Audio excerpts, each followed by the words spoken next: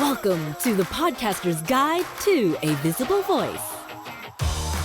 Reveal and define your voice to speak your truth through the power of podcasting.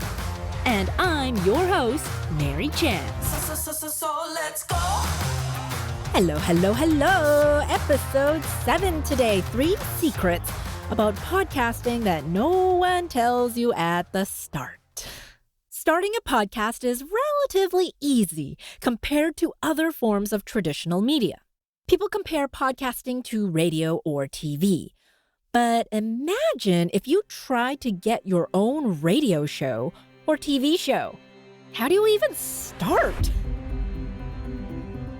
I had my own show at one point before moving behind the mic and producing and voicing commercials, and it was tough. The competition for talent was ruthless.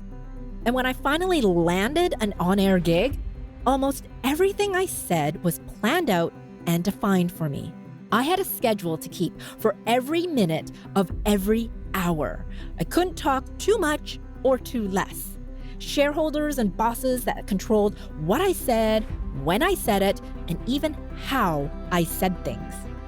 Radio may sound like everyone's just ad-libbing and making stuff up along the way, but that's not really true. Everything's got some structure. And in broadcasting, definitely a lot of structure. And from the financial aspect of things, I definitely didn't have the money to put into maintaining my own broadcast signal. We joked about it for years at the radio station that one day we'd all band together and buy the radio station from the big corporation that owned it. No. It's hard to land on a station or have the money to create one from scratch. But podcasting has a much lower barrier to entry, and the industry is still so young that we're not even close to hitting that proverbial bubble. It's not going to pop anytime soon.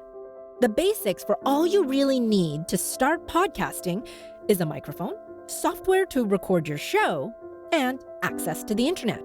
And as an independent podcaster, you command your show based on your own needs, wants, and you have full creative control. There's no one to answer to, but except for maybe yourself. However, there are a few things that no one talks about when you decide to dive deep into creating your own podcast. For one, it's a lot of hard work.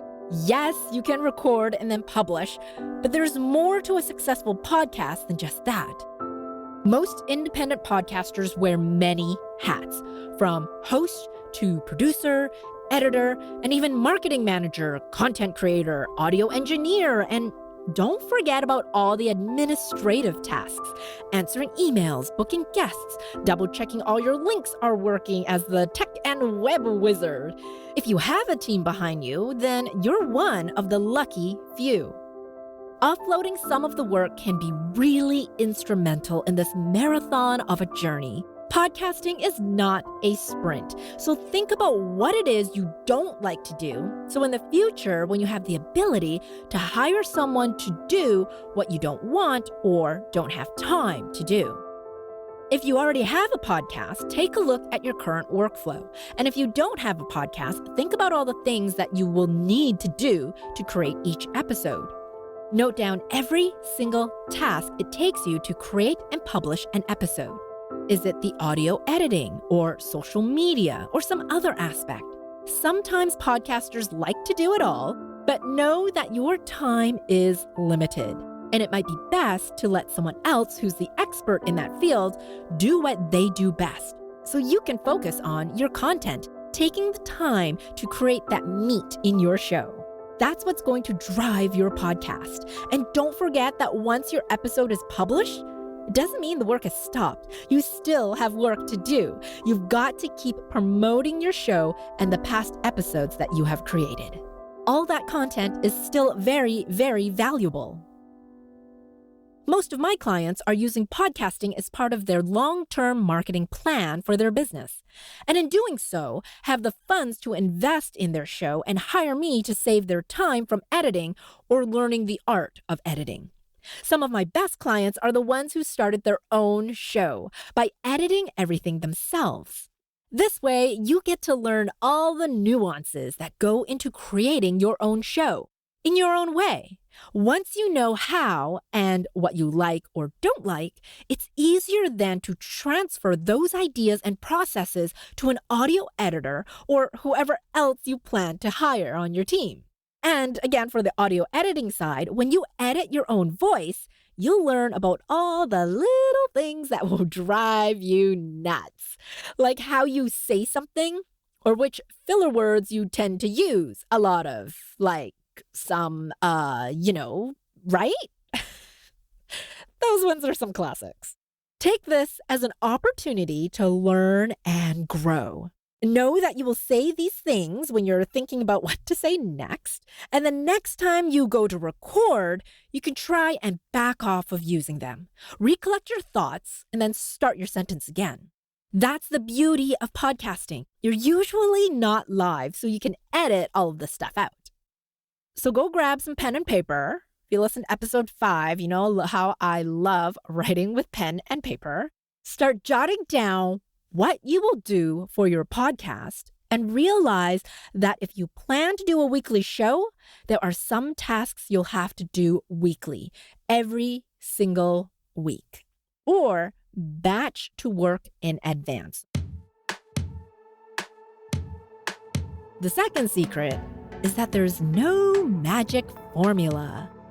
Everyone has their thing, and you need to unlock what will work for you. The podcasting industry is so new, and you'll find lots of information out there about how you should be doing X or that this is the best way to do something. Well, it's not. What works for one podcaster won't work for another. Maybe based on your workflow, what type of show you have, the needs of your audience, and even your recording space or how much tech you like to use. And success is based on your own terms. Too many podcasters are looking to others about how we should define success. What does success look like to you?